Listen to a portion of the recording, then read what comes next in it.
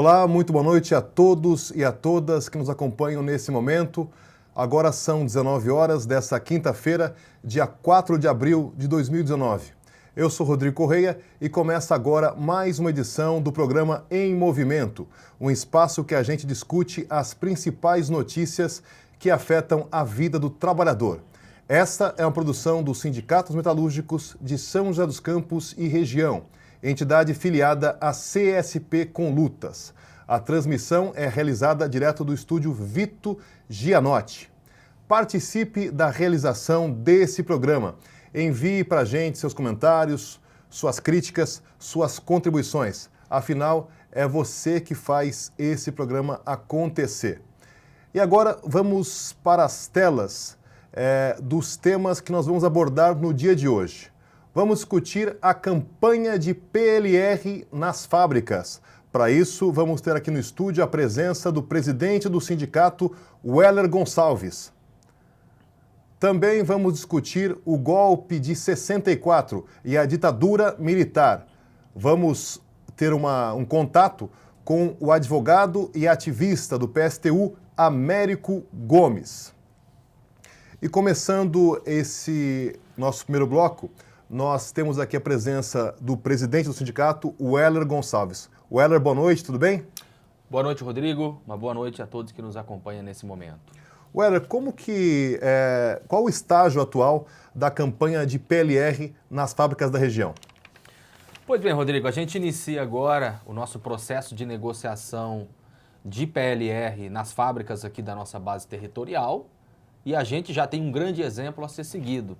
Nós já temos um acordo de PLR celebrado, que foi na Johnson Controls Hitachi, inclusive um acordo muito vitorioso, fruto da luta dos trabalhadores, onde nós tivemos uma greve de 24 horas, que acabou alavancando um bom resultado de PLR, onde os trabalhadores conquistaram R$ 6.900 de PLR e também a antecipação de um abono da campanha salarial, o que totalizando dá R$ 9.600. E é com esse clima que a gente tem feito assembleia nas fábricas das regiões.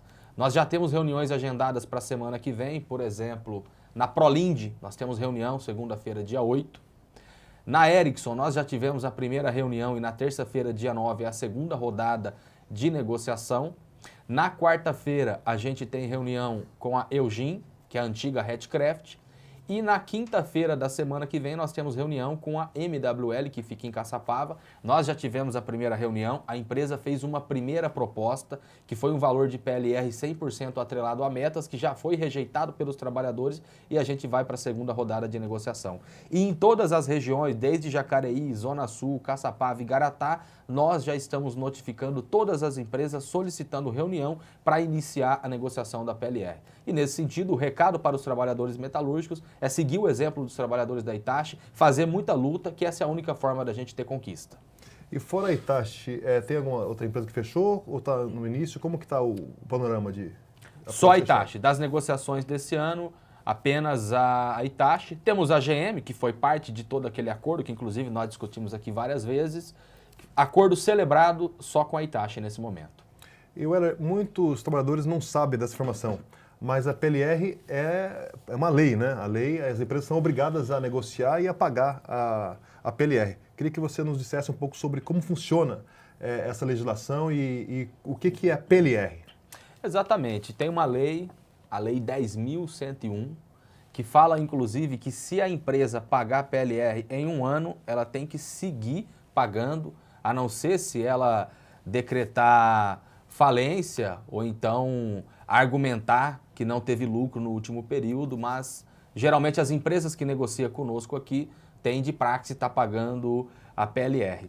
O que é importante a gente colocar é a Lei 10.101. A PLR surgiu no ano de 1994, inclusive a gente faz esse diálogo com os trabalhadores, inclusive aqui na nossa região, onde fruto da luta dos trabalhadores e da combatividade do nosso sindicato, os trabalhadores acabam tendo um valor razoável de PLR, isso ajuda inclusive a somar junto com o seu salário e ter uma panorama de como vai ser o ano. Mas é importante colocar, nós somos contra a PLR.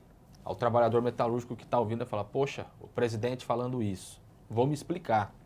A PLR surgiu no ano de 1994, como forma de flexibilização de salários. A forma de negociar a campanha salarial, antes, inclusive, se você pegar os reajustes salariais antes de 1994, era 20%, 30%, 40% de aumento. A PLR vem justamente nesse sentido. Hoje muda a forma, você vai negociar a campanha salarial, é a reposição da inflação, e hoje a gente vê que muitas vezes o trabalhador tem que fazer greve para ele conquistar 1 ou 2% de aumento real. A PLR veio para flexibilizar. E por que nós somos contra? Porque a PLR é um capital variável que não é incorporado ao salário. Nós defendemos que a PLR seja incorporada ao salário. Por exemplo, na Itachi foi R$ 6.900. Tem que dividir isso por 12 e ser incorporado no salário. Porque no salário que tem os reflexos, como o fundo de garantia, a contribuição para o INSS, o 13º, as férias. Então, por isso que nós somos contra. Mas nós achamos que, por exemplo, aqui na nossa categoria hoje, você vai discutir isso, o trabalhador, inclusive, se você fazer um debate se ele prefere incorporado ao salário, ele vai preferir receber da forma como é. Porque, por exemplo, o pagamento da PLR da Itachi é amanhã, inclusive, a primeira parcela no valor de R$ 5.175. O trabalhador tem uma média salarial que muitas vezes não dá 2 salários mínimos e ele recebeu R$ 5.000, é onde ele se projeta muitas vezes para marcar uma viagem junto com a família, para trocar o carro, enfim. O trabalhador hoje ele prefere receber da forma que é, mas é importante a gente colocar o nosso posicionamento. Ok. Weller, e também nesse assunto, há muitas empresas que utilizam a PLR para tentar fazer uma imposição de metas abusivas, né? Querendo explorar ainda mais os trabalhadores. Como que isso funciona por parte das empresas? Então, nós temos inclusive resolução do nosso Congresso, resolução da nossa central, e a gente faz toda uma batalha política contra as metas. O problema é que as empresas se argumentam em cima dessa lei, que é a Lei 10.101, que fala que a PLR ela tem que ser atrelada a metas. Por quê? Sendo um capital variável, inclusive, a empresa não paga nenhum imposto em cima disso. Então, para ela provar que é um valor livre para o trabalhador, tem que ter o atingimento de metas. Porém, o que a gente vê é as empresas colocando metas absurdas. Inclusive, nós temos uma política aqui no nosso sindicato, por exemplo, metas relacionadas à saúde e segurança do trabalhador. Nós não aceitamos. E tem algumas empresas que entram na queda de braço conosco e a gente não assina o acordo. Saúde e segurança do trabalhador, questão de questionar atestado médico, isso para nós é uma questão aí de princípio. Mas como nós funciona? Não admitimos. Por exemplo, tem empresa que quer colocar um indicador de meta, segurança do trabalho. Ou seja, se tiver até 3 acidentes na minha empresa, eu pago X. Se tiver até 10, eu pago Y. E não dá para ser dessa forma, entendeu? Até porque a gente sabe como é as condições dentro das fábricas metalúrgicas, então para nós é uma questão de princípio, essa questão de segurança do trabalho, e nós não admitimos. Mas, por exemplo, todas as empresas acabam colocando meta de produtividade e meta referente à lucratividade. Nós não temos como controlar a lucratividade das empresas. Então é o número que ela apresenta no final e é em cima daquilo que paga o prêmio para o trabalhador. A gente questiona, mas as empresas não apresentam o livro caixa para nós. Então é o tipo de meta que não tem nenhum controle, não só do ponto de vista do sindicato. Porque seria até um argumento a empresa dizer, é uma meta que dá para os trabalhadores controlar, mas isso é impossível. Nós não conseguimos controlar a lucratividade das empresas. E o que é importante a gente estar frisando, até como parte da discussão de que nós somos contra a PLR, porque além da flexibilização, é uma forma que as empresas têm de estar aumentando a sua margem de lucro, porque muitas vezes o trabalhador pensa, eu estou recebendo isso, óbvio, é uma vitória econômica, mas do ponto de vista político, o que a gente vê para a nossa classe é só sofrimento, as empresas ganhando cada vez mais dinheiro, aumentando sua margem de lucro e o trabalhador cada vez mais na penúria. É importante a gente estar colocando, porque a gente inicia o processo de negociação de PLR e tem toda uma euforia dos trabalhadores da base. É óbvio que é uma conquista econômica o trabalhador colocar o dinheiro no bolso, mas se a gente for ver a fundo, as empresas aumentam cada vez mais a sua margem de lucro e isso é o sistema capitalista que a gente tanto questiona. Em todo caso, a campanha está aí de PLR e o sindicato aí convoca a cada trabalhador, metalúrgico, metalúrgica, a participar da Assembleia, a eleger a comissão de PLR aí junto com o sindicato, né, para eleger membros combativos, para que possam aí fazer a discussão, não é isso, Weller? Exatamente.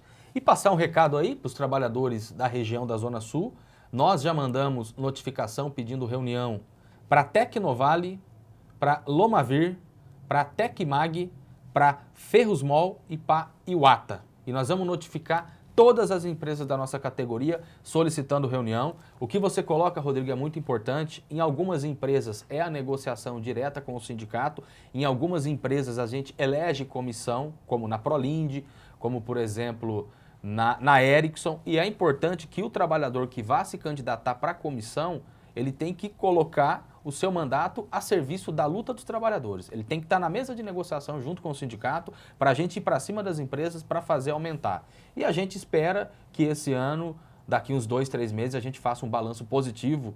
No ano passado, o ano de 2018, o balanço foi extremamente positivo. Em média, foi de 20% a 25% de aumento referente ao ano de 2017, que nós tivemos com a maioria das empresas que a gente negociou.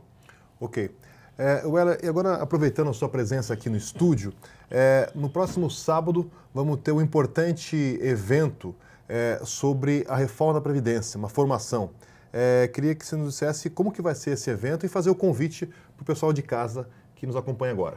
Dia 6 de abril, neste sábado, das 9 às 13 horas, na sede do Sindicato dos Químicos, que é aqui próximo à sede do nosso sindicato, vai ter uma importante atividade de formação, uma atividade convocada pela CSP com Lutas Regional aqui do Vale do Paraíba. É uma atividade para dirigentes sindicais, ativistas, e a gente convoca todos os trabalhadores e a população em geral, que é o seguinte: o título da atividade é Conhecer para Combater. Nós queremos fazer uma atividade de formação para explicar o que é essa reforma da Previdência proposta pelo governo Bolsonaro. Então, nós queremos estudar para, a partir disso, a gente estar combatendo. Também teve uma iniciativa, isso de todas as centrais sindicais, e a CSP com Lutas e o nosso sindicato também vai estar se incorporando com força nessa campanha, que é um abaixo-assinado que começou a partir de hoje, dia 4. Já tem o abaixo-assinado na sede e subsedes do nosso sindicato, e a gente vai fazer uma atividade de lançamento desse abaixo-assinado com todas as entidades sindicais aqui do Vale do Paraíba na semana que vem, na Praça Afonso Pena. Então nós queremos chamar aí todos os trabalhadores metalúrgicos e toda a população em geral, você que nos assiste nesse momento. A gente quer coletar milhares de assinaturas aqui no Vale do Paraíba, isso vai acontecer a nível nacional, para a gente ir lá entregar para o Bolsonaro e falar: a população não quer essa reforma da Previdência, e nós chamamos aí os trabalhadores e toda a população para a gente estar lutando, porque é possível. Se a classe trabalhadora entrar em cena com seus métodos de luta, a gente vai barrar essa reforma da Previdência. Tá ok, Weller? Estamos já chegando ao final desse bloco do nosso programa Em Movimento. Você queria destacar mais alguma coisa, mais algum assunto? Não, eu queria deixar aí o recado para os trabalhadores sobre a questão da PLR. O nosso sindicato está aqui à disposição, a nossa sede em São José dos Campos, nós temos a nossa subsede na Zona Sul, Jacareí, Caçapava. Então você que tiver qualquer dúvida, pode entrar em contato conosco, vá até a sede, nos ligue, passe as informações, as sugestões, procure o dirigente sindical da sua fábrica. É essa a campanha principal do sindicato para os próximos 2 meses, que é a nossa luta aí para estar aumentando a PLR dos trabalhadores metalúrgicos. Weller, obrigado pela presença. Eu que agradeço. Uma saudação aos trabalhadores metalúrgicos e a todos que nos assistem nesse momento. Muito obrigado.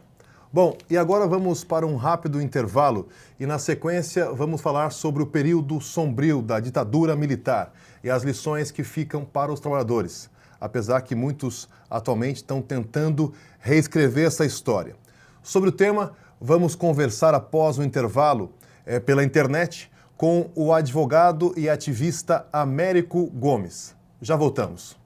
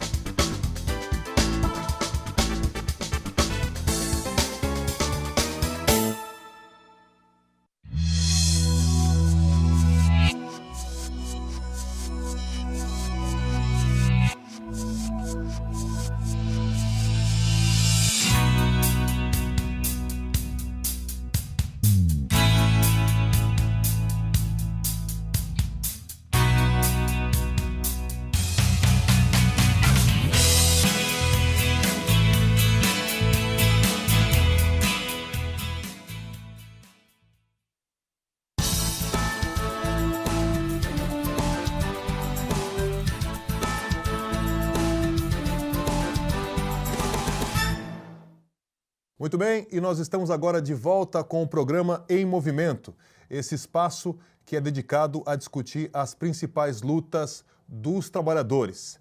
E agora um tema importante que teve grande repercussão nos últimos dias, que foi a ditadura militar, que dominou o nosso país durante 21 anos. Para isso, nós vamos falar pela internet com o advogado e militante da causa por punição pelos crimes cometidos durante o regime militar, Américo Gomes. Américo, você me ouve? Boa noite. Boa noite, Rodrigo. Tudo bem? Estou ouvindo bem. Américo, esses últimos dias foram tomados por discussões promovidas pelo presidente Jair Bolsonaro e por ministros, como o chanceler Ernesto Araújo, contestando o golpe militar que foi iniciado no dia 31 de março de 64. Como você avalia, como você viu essa polêmica? Então, nós temos que avaliar como sendo alguma coisa bastante preocupante, porque é público, digamos assim, notório, tanto a nível nacional como internacional, que houve um golpe onde foi destituído um governo, que era o governo do João Goulart, que havia sido democraticamente eleito pelo conjunto da população brasileira. Em 1964, uma conspiração foi feita, e eu sempre gosto de dizer isso, por parcela do Exército, principalmente pela sua cúpula, né? Pelos seus altos oficiais, porque nós temos que dividir essa parte, porque não foi uma conspiração do Exército, sim dos oficiais do Exército, né? Os soldados, marinheiros, sargentos, cabos, inclusive, também viviam um processo de mobilização, de luta por suas reivindicações e tudo mais. Então, foi articulado isso pela cúpula do Exército, junto com a Embaixada Norte-Americana. Hoje já existem registros também públicos feitos nos arquivos dos Estados Unidos, em que demonstra que houve articulação entre o embaixador norte-americano e essa cúpula do Exército Brasileiro para se dar, na verdade, se destituiu o governo que tinha sido eleito e estabelecer um regime ditatorial. Então, o questionamento de se falar de que não houve uma ditadura, a única intenção, que nós não podemos atribuir isso simplesmente à ignorância histórica, nós temos que chegar à conclusão de que a intenção que existe por detrás é exatamente buscar a constituição de um regime autoritário, de um regime ditatorial, dizendo que isso não é bem assim, né? Então, se busca desqualificar isso, né? O que existiu na história do Brasil, de que houve, de fato, esse regime ditatorial, a intenção eu só posso imaginar que significa buscar estabelecer um outro regime ditatorial no país, porque é público e notório de que houve uma ditadura no Brasil. Como eu digo, não é um problema assim das forças subversivas ou do comunismo internacional afirmar esse tipo de coisa. O próprio governo dos Estados Unidos, agora recentemente, depois nós vamos tocar, o Bolsonaro esteve em Israel, a imprensa internacional sabe que houve um golpe, chamamos de golpe, eu prefiro chamar inclusive de golpe cívico-militar, porque foi uma articulação entre também, né, patrões de empresas, grandes empresários, junto com a alta cúpula do Exército Brasileiro, alguns setores das Forças Armadas, que resolveu isso, destituir o governo que tinha sido eleito e estabelecer uma ditadura. Agora, Américo, fazendo um resgate histórico, para quem acompanha pela internet, como se deu a tomada do poder pelos militares naquele 31 de março de 64? Então, veja só, dos detalhes existem várias versões. Como eu te digo, a intenção foi essa, né? Existia o governo João Goulart, era um governo que estava começando a ceder a algumas reivindicações populares.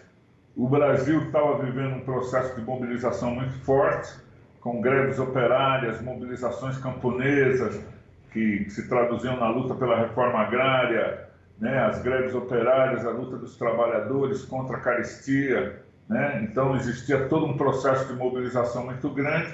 O governo de João Goulart estava tendo que ceder essas reivindicações. Isso não interessava aos grandes capitalistas, aos grandes burgueses brasileiros e nem ao capital internacional. Então houve essa articulação para se dar o golpe. Do ponto de vista material, digamos assim, do ponto de vista concreto, se fala isso, que um dos generais, o general Mourão, resolveu movimentar sua tropa a partir de Minas Gerais e até o Rio de Janeiro para efetivar o golpe, né?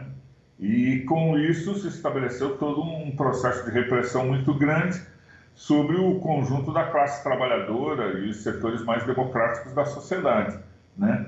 E a partir daí se estabeleceu um governo, que foi o governo do general Castelo Branco, que estabeleceu um regime ditatorial tendo um general à frente dele, né? E esse regime que perdurou por 21 anos, na sua visão, quais foram as principais consequências desse regime para o país?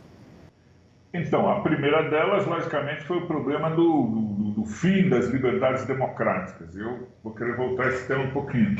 Mas eu acho que é importante a gente ver que porque existe também uma mistificação histórica de que simplesmente isso, né, de que existem pessoas boas e ruins, simplesmente. E não é isso, né? Existem interesses de classes sociais que estão em movimento. Então, como eu estava dizendo, existem os setores da burguesia, do imperialismo, principalmente o imperialismo norte-americano, associado a esses setores da cúpula, né, das Forças Armadas, particularmente do Exército, resolvem dar esse golpe aí, instituir o governo João Goulart, para acabar com a democracia, acabar com a possibilidade de se existir mobilizações, desencadear uma forte repressão que tinha como objetivo principal atacar os direitos da classe trabalhadora.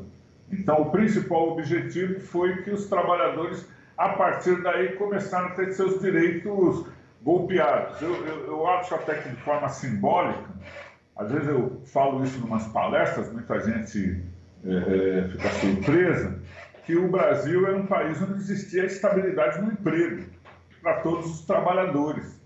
Os trabalhadores que trabalhavam até 10 anos numa mesma empresa, eles a partir daí ganhavam estabilidade.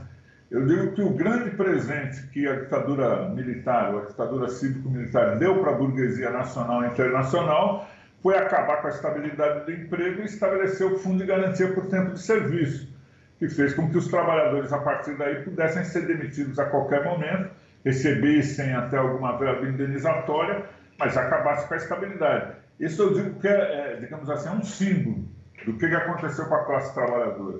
Junto com isso, houve uma série de privilégios materiais que foram dados para as empresas, principalmente as empresas multinacionais. Que esse é outro elemento que eu acho importante comparar com essa do governo Bolsonaro hoje. Porque muitas vezes a ditadura militar ela é apresentada, como o governo Bolsonaro tenta se apresentar, como um governo nacionalista, certo? Que é contra a intervenção externa, internacional no nosso país.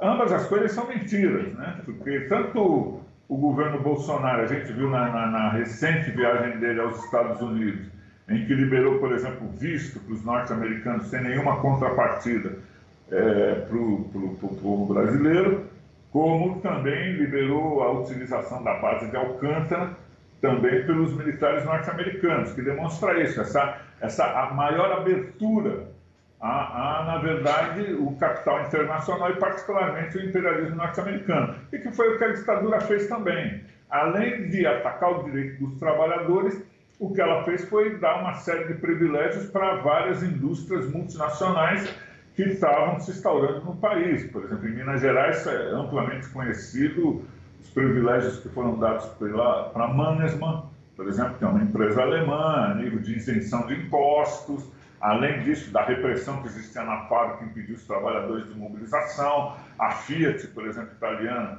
que ganhou terrenos por parte da ditadura, e além de ganhar terrenos, ganhou grandes indenizações. Depois a Fiat passou a empregar, inclusive, agentes da ditadura, torturadores dentro da sua empresa.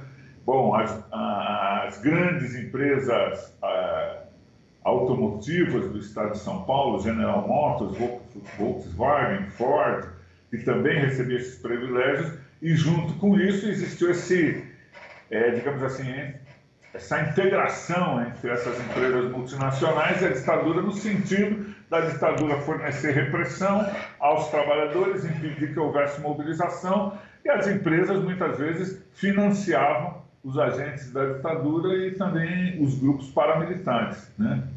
Então, quer dizer, a consequência para o país foi que a classe trabalhadora passou a viver pior, passou a viver mais pobre.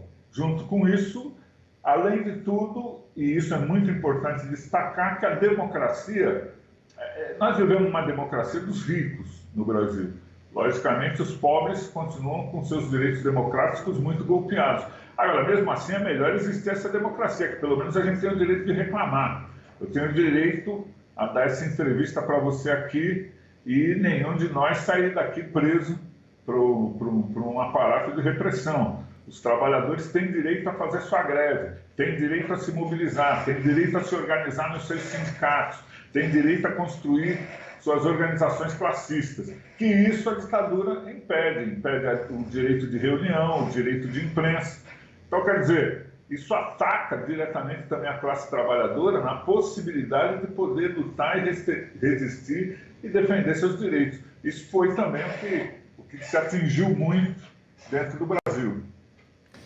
É isso, Américo. Nós estamos com o programa Em Movimento, discutindo aí a ditadura militar que ocorreu no país. Agora, Américo, a Comissão da Verdade atestou a truculência desse regime de exceção e levantou números, pesquisou. Quais são os números de mortos e torturados durante esse período? Então, o número de mortos se calcula em torno de 500, né? Mais ou menos. Em que pese que não é um número exato. Da mesma maneira que é muito difícil você calcular o número de torturados, né? Nós podemos falar que foram alguns milhares. Por quê? Porque mesmo a Comissão da Verdade, ela conseguiu fazer algumas investigações, mas ela não foi a fundo com relação a isso. E daí também vale a pena a gente destacar, né? Não foi a fundo com relação a isso, a fazer uma investigação muito minuciosa. Então ficava bastante difícil você identificar todos os números. O que nós podemos dizer é isso, são milhares de pessoas que foram torturadas e dezenas de milhares de trabalhadores perderam seus empregos durante a ditadura. Eu acho que vale a pena ressaltar que, infelizmente, e a gente paga um preço com relação a isso, o governo que existiu no Brasil, o governo Lula e o governo da Dilma, os governos do PT, eles não atuaram de maneira consequente para extirpar, digamos assim, esse lixo, ou digamos assim, o que se permaneceu durante a ditadura, né? Então, por exemplo, o Brasil é até isso sim é uma estatística bastante vergonhosa. Diferente do Chile, diferente da Argentina, diferente do Uruguai, diferente da Bolívia, né? O Brasil nunca prendeu um torturador da ditadura militar, certo? Nunca foi punido um torturador da ditadura militar. Isso não é de agora, porque o Bolsonaro mesmo diz que apoia, né, os regimes ditatoriais. Mesmo com o governo do Lula, mesmo com o governo da Dilma, sendo que o Lula foi preso durante a ditadura, a Dilma foi torturada durante a ditadura, esses governos não puniram os agentes ditatoriais ou os agentes do Estado que atuaram de maneira ilegal e cometeram crimes durante a ditadura. Então, quer dizer, o Brasil é o país onde as pessoas que cometem crimes não são punidos, é o país da impunidade. E qual é a consequência disso também? É que essa impunidade permanece. Então, hoje você tem os aparatos de repressão matando nossos jovens negros na periferia. Hoje nós temos um sistema carcerário onde a maioria da população é pobre, negra, não tem direito ao devido processo legal. E tudo isso está acontecendo e ninguém é punido, certo? E existe uma impunidade generalizada. Então, quer dizer, isso se manteve. infelizmente mesmo tendo os governos do PT. Isso abriu espaço para a volta de forças de direita. Eu costumo dizer, a maior responsabilidade de hoje, nós temos um governo como o governo do Bolsonaro, que é um governo de direita, que defende a volta de um regime ditatorial, um regime autoritário, que vai prejudicar cada vez mais os trabalhadores. O PT tem uma grande responsabilidade nisso, porque não extirpou essas forças de dentro do Estado. Então, nós ainda permanecemos o Brasil da impunidade. Essa justiça vai ter que ser feita. Por isso que, como eu disse, eu acho que a Comissão da Verdade deu alguns passos, mas não foi a fundo nesse processo. Por isso que nós continuamos nessa luta, exigindo punição e reparação, punição para os criminosos que atuaram na ditadura e reparação para aqueles que lutaram contra a ditadura. Por quê? Porque essa justiça não foi feita no Brasil. Nós vamos precisar ainda continuar nessa luta, coisa que foi conseguida em outros países, né? Então, digamos assim, essa expressão que se usa de que foi a herança maldita, que permaneceu da ditadura, ainda permanece no nosso regime, e há a possibilidade disso, de a gente encontrar agora um sujeito, né, como o Bolsonaro, que defende um regime ditatorial, né? Ok, Américo.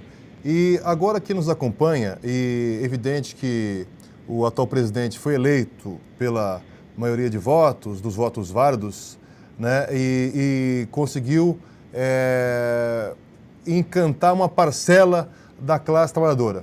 E algumas pessoas até têm a impressão de que esse regime, né, pela propaganda que alguns setores insistem em fazer, foi positivo. E eu queria que você voltasse àquele ponto que você destacou aí brevemente, sobre o cerceamento das liberdades dos trabalhadores, né? Era possível fazer greve, era possível lutar por aumento de salário. Como que naquele regime o trabalhador ele era tratado? Isso é importante porque muitas pessoas que estão nos vendo, às vezes até um ou outro tem conhecidos que podem até defender por alguma lógica esse regime. Então que você resgatasse um pouco. Como que era a vida do trabalhador naquele período? Não, é isso como nós tocamos. Na verdade, a repressão era muito grande. Nós temos, aí sim, a Comissão da Anistia, se calcula 30 a 40 mil perseguidos políticos que foram perseguidos. Por isso eu volto a dizer, esse problema dos militares, muitos militares foram perseguidos políticos, soldados, cabos, sargentos, até mesmo tenentes, que tentavam se organizar, lutar pelos seus direitos, também foram punidos, também foram perseguidos, perderam suas promoções, foram expulsos das Forças Armadas. Isso é um negócio que tem que ser recuperado. Agora, por isso que eu falo que chamar só ditadura militar não é assim, né? Uma ditadura da cúpula, né? Porque houve muitos militares que lutaram contra a ditadura e defenderam um regime democrático, né? E da mesma maneira os trabalhadores. O que aconteceu? A quantidade de repressão, as greves que houveram foi muito grande, né? A perseguição política foi muito grande. Houve, por exemplo, o direito de reunião era proibido. Então você não podia fazer uma reunião, as reuniões eram invadidas pelos aparatos de repressão e os trabalhadores eram presos, não podiam nem fazer reunião, né? E você era preso, você era fichado, se estabeleciam aquilo que chamavam as listas sujas, em que vários trabalhadores que tinham feito algum processo de mobilização eram perseguidos políticos. A partir de serem perseguidos políticos, você tinha que mudar de cidade, tinha que mudar de estado, alguns até tiveram que mudar de país. Então, quer dizer, os sindicatos ficaram sob intervenção, no sentido de que eles colocaram aí o que nós chamávamos na época os famosos pelegos, né, colocados pela ditadura militar, como Joaquim Santos Andrade em São Paulo, o Zezinho Pelego em São José dos Campos, e vários outros pelegos entravam nos sindicatos para impedir os processos de mobilização, e esses pelegos tinham apoio dos aparatos militares, tanto para entregar os ativistas à polícia, como também reprimir qualquer processo de mobilização, né? Então, quer dizer, existia uma situação que para a classe trabalhadora era muito ruim, e para os patrões era muito bom. E com isso eles conseguiram, digamos assim, aumentar a exploração sobre o conjunto da classe trabalhadora de maneira muito forte, né? É isso aí. E é bom que quem está nos vendo compreenda esse termo que o Américo utilizou, né? As listas sujas, né? Então, qualquer ativista, qualquer liderança sindical, ou mesmo no chão de fábrica, que se levantasse contra o patrão, né? Por uma reivindicação justa, aumento de salário, redução de jornada, era perseguido, muitas vezes demitido, né? Que é o caso aí que ele mencionou dos perseguidos, e acabava sendo colocado numa lista suja para que não conseguisse emprego em mais nenhuma empresa da região. Isso foi algo que foi bastante realizado durante o regime, e documentos do SNI, que depois foram resgatados, atestam isso, né, Américo? Exatamente. Pode continuar. Pode dizer, Américo. Eu gosto sempre de ressaltar também o seguinte, que se a gente segue um pouco mais adiante na história, se conta uma história de que como caiu a ditadura. Eu gosto muito de ressaltar que exatamente também essa ditadura caiu a partir da luta dos trabalhadores, da classe trabalhadora. A partir de 77, 78, começando principalmente pelos metalúrgicos do ABC, mas se generalizando uma luta de greves e mobilizações, aí muita gente indo presa, muita gente sendo perseguida, muita gente sendo demitida, mas a resistência da classe trabalhadora estava muito forte.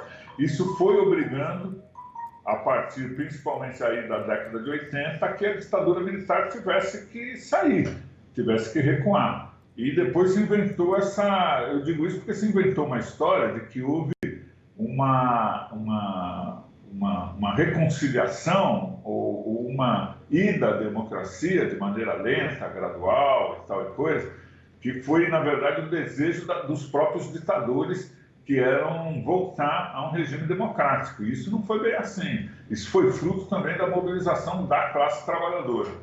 E eu gosto de falar isso porque se hoje nós temos democracia no Brasil, mesmo essa democracia limitada, como eu disse, mas é uma democracia que nos garante essa liberdade de reunião, essa liberdade de associação e tudo mais, isso é fruto das mobilizações que houveram e da luta da classe trabalhadora, né? Então, eu acho que é muito importante realçar isso também, entende? Quem, na verdade, derrubou a ditadura foi a classe trabalhadora através do seu movimento, das suas greves e das suas mobilizações. Ok, Américo. Agora, um mito que é sempre repetido, né, que algumas pessoas, alguns setores propagam, é que durante a ditadura não existiu corrupção. Essa afirmação, ela encontra respaldo na realidade? Não, nenhum. Isso é um mito realmente total, porque se você pegar, e aí para fundamentar, né, se você pegar, por exemplo, os livros do próprio Hélio Gaspari sobre a ditadura, que é a ditadura envergonhada, a ditadura escancarada, a ditadura derrotada e a ditadura encurralada, você vai ver que aí existiram casos de corrupção que são notórios. Alguns desses corruptos estiveram durante a ditadura e depois dela, né? Porque isso aí se manteve. Então você pega aí o deputado Antônio Delfim Neto. Delfim Neto foi ministro da Fazenda de vários governos militares, depois foi embaixador brasileiro na França, foi ministro da Agricultura e depois do Planejamento do governo Figueiredo, e esteve sempre envolvido em corrupção. Depois, quando veio os governos do PT, do Lula e tal, ele também esteve envolvido nessa, né? As grandes empreiteiras, por exemplo, o caso da Odebrecht, Camargo Corrêa, as licitações também eram fraudulentas na época da ditadura. Teve um ministro, que inclusive era um militar, que ficou muito, digamos assim, que foi muito denunciado, que era o Mário Andreasa, que foi ministro do interior, que construiu obras faraônicas e superfaturadas. E o grande reconhecido de todos nós, estou citando só alguns exemplos, né, para não dar todos, que é o Paulo Maluf, que é um conhecido e notório corrupto e que teve também, durante a ditadura, ele foi muito privilegiado. Então você teve aí essa corrupção generalizada, que era... Agora, qual era o grande problema que existia na ditadura? Isso que eu falo que é a grande diferença da ditadura para a democracia. Na democracia, nós podemos denunciar. Na democracia, nós podemos ir para o jornal e dizer: fulano é corrupto, está tendo uma roubalheira aqui, está tendo outra ali. Você pode apresentar essas provas e você ter um processo legal. Na ditadura, não. Porque a ditadura exatamente impede essas denúncias e impede a livre expressão. Então, por exemplo, Lava Jato nunca existiu e nunca vai existir numa ditadura, porque é impossível que, por exemplo, você tenha poderes independentes que façam algum tipo de investigação sobre os processos de corrupção. Isso é o diferencial. Eu estou destacando isso. O diferencial entre ditadura e democracia dentro do Brasil não é que a ditadura acabou com a corrupção continua do mesmo jeito, certo? O diferencial é que hoje na democracia a gente pode denunciar a corrupção e você não é preso e não é torturado por causa disso. Durante a ditadura você não podia denunciar. Essa era a grande diferença. Então os caras roubavam, né, as elites desse país roubavam e você não podia nem reclamar, né? Essa é a diferença. Agora, a corrupção existia do mesmo jeito. Obras superfaturadas e tudo mais, envolvimento com as grandes empresas multinacionais e tudo. Agora, Américo, o atual governo também está atacando a Comissão da Anistia, o órgão que analisa e concede reparação aos perseguidos pelo regime militar. Inclusive, é bom que se coloque, né, que essa comissão está inserida dentro do Ministério da Controvertida Damares Alves, que é a titular da pasta da Mulher, Família e Direitos Humanos. Conte-nos um pouco o que tem acontecido em relação a esse cerco do governo Bolsonaro contra a Comissão de Anistia. Não, é isso. Você veja só, é por isso que eu fiz questão de contar. Eu acho importante resgatar a história da ditadura, por que foi instaurada uma ditadura no Brasil e por quem que ela foi derrubada. Porque, veja só, eu gosto de ressaltar isso, não existiria democracia no Brasil, entende? Se não fosse a luta dos trabalhadores e o seu processo de mobilização, né? Nem mesmo o presidente Bolsonaro não ia poder ter sido eleito se não fosse essa luta da classe trabalhadora. E essa luta da classe trabalhadora envolveu gente que foi presa, gente que foi demitida, gente que foi perseguida. E a perseguição política a um trabalhador, num sentido, é pior do que a prisão. Porque você ser demitido de uma empresa e depois entrar, como nós citamos aqui, nessas listas sujas, e você não poder arrumar emprego, o trabalhador não tem nada além do que sua força de trabalho, sua possibilidade de vender sua mão de obra. Na medida que você é impedido de trabalhar, não é só você que sofre, o trabalhador, toda a sua família sofre. A sua esposa, os filhos vão passar fome, vão ter que trabalhar vendendo.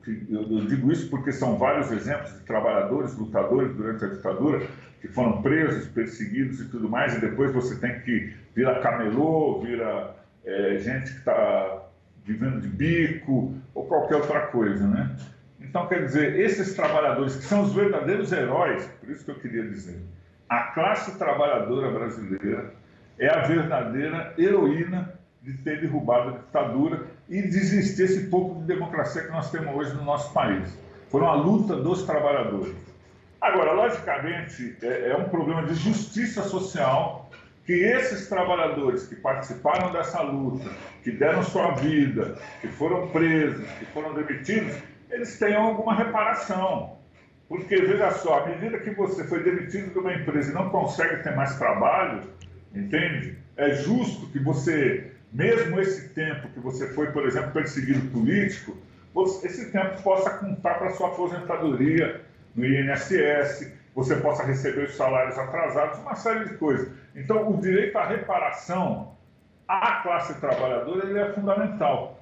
E isso era um processo que vinha vindo, diga-se de passagem, lentamente, queria dizer isso, lentamente, durante o governo do Lula, durante o governo da Dilma, a Comissão da Anistia funcionava, mas atuava lentamente, e hoje, é verdade isso, se quer acabar, de fato, apesar de ser um direito, inclusive garantido pela nossa Constituição, apesar de ser um direito legal, o direito de reparação, a institucionalização da Comissão de Anistia, na prática está se querendo acabar com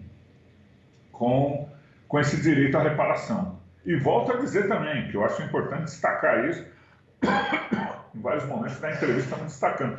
Não é uma anistia, o trabalho da Comissão da Anistia não é só a reparação dos trabalhadores, dos operários, que, como eu disse, são os verdadeiros heróis da derrubada da ditadura, mas também é um trabalho de reparação a militares, que também, volto a dizer, soldados, cabos, sargentos e até oficiais que se levantaram contra a ditadura, foram presos, foram perseguidos, perderam suas patentes e hoje têm direito a uma reparação. Então, quer dizer, esse ataque que está sendo feito, e é importante que a sociedade brasileira, né, e a classe trabalhadora tenha essa conscientização, está sendo feito um ataque àqueles que lutaram para garantir, volto a dizer, esse mínimo de democracia que nós temos hoje.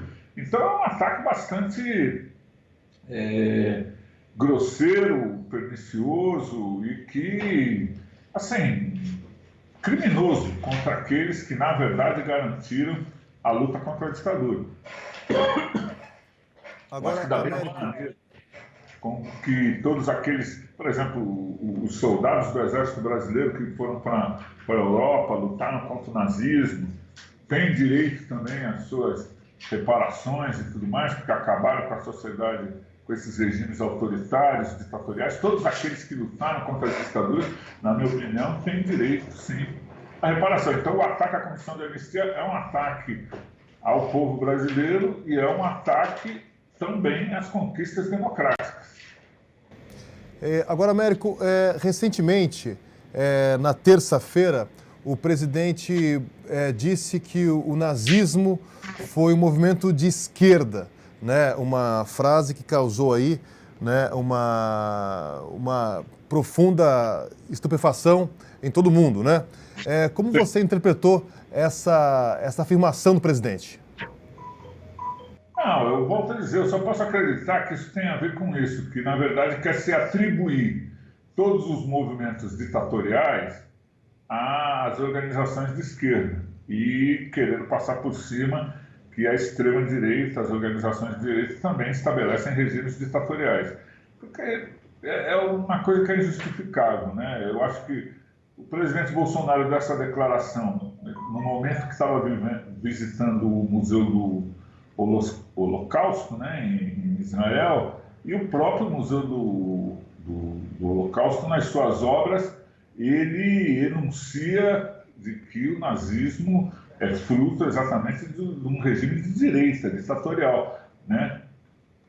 E eu acho que a classe trabalhadora tem que lutar contra as ditaduras, queiram elas se apresentem de esquerda ou de direita. Eu acho que, por exemplo, a classe trabalhadora tem toda a razão de se levantar contra Maduro na Venezuela e lutar contra esse regime ditatorial que o Maduro está estabelecendo na Venezuela. E também, eu acho que esse é o grande desafio que hoje tem os trabalhadores e o povo venezuelano, que tem que lutar contra o Maduro, a sua ditadura, e tem que lutar também contra a ingerência e a intervenção imperialista desse autoproclamado aí presidente Guaidó. Então, porque também ninguém votou no Guaidó para ser presidente. Então, cada um aqui, né, se arvora a ser o ditador do seu lado. Então, eu acho que esses regimes autoritários, ditatoriais, que são patrocinados, volto a dizer isso que eu disse lá no início, normalmente tem algum interesse por detrás. Por detrás de toda a ditadura tem alguém ganhando dinheiro. Tem corrupção, sim. É isso que interessa. Por isso que se monta um esquema ditatorial. As ditaduras existem para reprimir. E alguém se beneficia com isso. E são as grandes empresas multinacionais que ganham com isso. Então, por isso que não dá para dizer que o nazismo é fruto da esquerda. O Hitler tinha grandes ligações com as empresas multinacionais alemãs. Mas isso também não é a esquerda que diz isso, é o governo alemão. O governo alemão, inclusive, por exemplo, esse projeto, como nós temos aqui da Anistia, houve um projeto de indenizações que foram pagas a todos os trabalhadores que trabalharam. Diga-se de passagem isso, no regime nazista era trabalho escravo para aqueles trabalhadores dos outros países, os poloneses, os húngaros, os tchecos, os trabalhadores ciganos, certo? Os judeus que foram mortos e escravizados durante o regime nazista, e depois o governo alemão, depois de que foi derrubado o regime nazista, também teve uma política de reparação a esses trabalhadores que foram superexplorados pelas empresas que estão aí até hoje, como Mannesmann, Siemens, Volkswagen, essas grandes empresas multinacionais alemãs. Então, não dá para dizer que isso é coisa da esquerda. Não só é coisa da direita, como o nazismo foi fruto também da ligação com as grandes empresas multinacionais alemãs. E todo o regime ditatorial beneficia as grandes multinacionais e as grandes empresas. Américo, nós estamos já chegando nos momentos finais da entrevista e, para encerrar, é claro que esse governo Bolsonaro tem um verniz autoritário bastante claro, isso parece ser um ponto pacífico, mas você citou algo no início, queria que agora você dissesse. Você acha que existe algum risco, né, do recrudescimento, do reaparecimento de um novo regime de exceção em nosso país? E, emendando, qual é o papel da classe trabalhadora nesse contexto? Rodrigo, eu acho que essa é a pergunta mais importante, né, do programa, porque tem a ver com a atualidade, né, e sobre as tarefas que nós temos agora para o próximo período. Por isso que eu achei importante tocar esses vários temas que nós tocamos na entrevista. Primeiro, o risco existe. Esse risco está claro. Eu acho que desde do momento em que no Brasil já existem forças que reivindicam o que aconteceu durante a ditadura ou minimizam os prejuízos que foram causados pela ditadura, significa se fazer uma apologia dos regimes ditatoriais e autoritários. Então, significa que já existe uma propaganda nesse sentido e, logicamente, o objetivo é ver se convence uma parcela da população de que os regimes ditatoriais são bons para a população, né?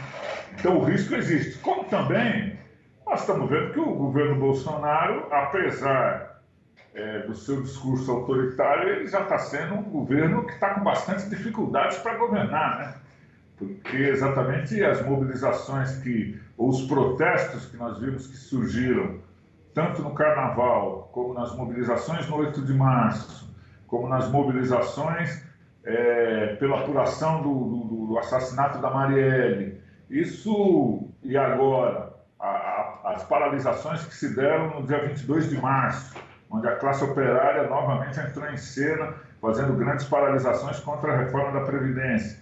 Então, nós estamos vendo aí que o governo está com dificuldades, todo esse rolo aí, ele reflete no Congresso Nacional, né, a briga do Maia com o Bolsonaro, com o Moro e tudo, ele reflete aí no Congresso Nacional e demonstra essa dificuldade que o governo tem. Isso coloca em risco também a institucionalidade, porque é possível que setores da burguesia, ao verem que o próprio Bolsonaro não é capaz de aplicar os planos que eles querem, também se sintam, digamos assim, atraídos por uma saída mais ditatorial. Agora, a grande tarefa de preservar essa democracia está na mão da classe trabalhadora, né? Como eu disse, essa democracia é muito pouca e nós temos que lutar por um aprofundamento da democracia dentro do Brasil. Nós, por exemplo, nós levantamos a bandeira da extinção da polícia militar e do estabelecimento de uma polícia civil unificada, porque significa a polícia militar foi construída pela ditadura com o objetivo de estabelecer um combate urbano, na época a luta armada, e hoje um combate urbano à população mais pobre da periferia. Então é necessário, eu digo isso, os tribunais até hoje são regidos muitas vezes por legislações que vêm desde a ditadura, né, e por isso são aplicadas leis contra a classe trabalhadora. Muitas vezes a postura que tem é contra a classe trabalhadora na perseguição de greves e tudo mais. Então nós temos que avançar com relação a isso, com relação às conquistas democráticas que nós temos que ter mesmo dentro do Estado, desse Estado. Agora, a classe trabalhadora é que é o nosso principal guardião da democracia e desse regime e do impedimento que se vá a um regime ditatorial. Então é muito importante, primeiro, esse trabalho que vocês estão fazendo aí na Rádio em Movimento, que significa um trabalho de conscientização da classe trabalhadora, mostrando outro aspecto da história e mostrando outro aspecto da notícia, de maneira que, né, a gente não esteja só sob o massacre dos grandes meios de comunicação. Então, o processo de conscientização, o processo de formação, o processo de auto-organização. Hoje nós temos exemplos internacionais muito importantes, eu acho que tanto na África do Sul, mas também a gente vê o exemplo dos casacos amarelos na França, que inclusive nesse final de semana vão fazer a sua segunda Assembleia Geral, eleita pela base, com mais de 1.000 delegados eleitos pela base. Então a auto-organização, a classe trabalhadora confiar em si mesmo, né? Confiar nas suas próprias forças, confiar na sua auto-organização, não nesses políticos que aparecem em época de eleição para ganhar voto, mas sim confiar na sua força, na força da sua mobilização. Esse problema da auto-organização da classe, isso é muito importante, e a sua independência digamos assim, desses partidos patronais, governistas, que estão ligados às grandes indústrias e tudo mais. Então é a classe trabalhadora que, digamos assim, é o principal fiel, e é o principal guardião contra qualquer regime autoritário e ditatorial que possa existir. Eu acho que essa é uma bandeira que nós temos que ter, e o processo de mobilizar e organizar nossa classe é a principal garantia que nós temos, na verdade, contra qualquer tipo de aventura golpista e autoritária que possa existir. É isso, queria agradecer o Américo Gomes pela participação no nosso programa Em Movimento dessa quinta-feira. O Américo, que, como eu disse inicialmente, é advogado, militante da causa por punição pelos crimes cometidos durante o regime militar e também é ativista do PSTU. Américo, obrigado e volte sempre ao nosso programa. Não, eu que agradeço, Rodrigo, mando um abraço aí para toda a categoria metalúrgica de São José dos Campos, uma categoria que a gente já trabalhou bastante, que gosta muito, e estamos à disposição. Quando vocês precisarem, estamos aqui para expressar pelo menos nossos comentários, as nossas opiniões com relação aos acontecimentos. Tá bem? Tá ótimo, Américo, obrigado. E você que acompanhou a entrevista, obrigado aí pela sua companhia. Nós estamos encerrando mais uma edição do nosso programa e nós voltaremos na próxima quinta-feira. Antes disso, queria agradecer a nossa equipe de produção, agradecer aqui a Gabriela Fani, ao André Barbosa e ao Lucas Martins. Pessoal, é isso. Voltamos na próxima quinta-feira com mais um programa Em Movimento. Até lá!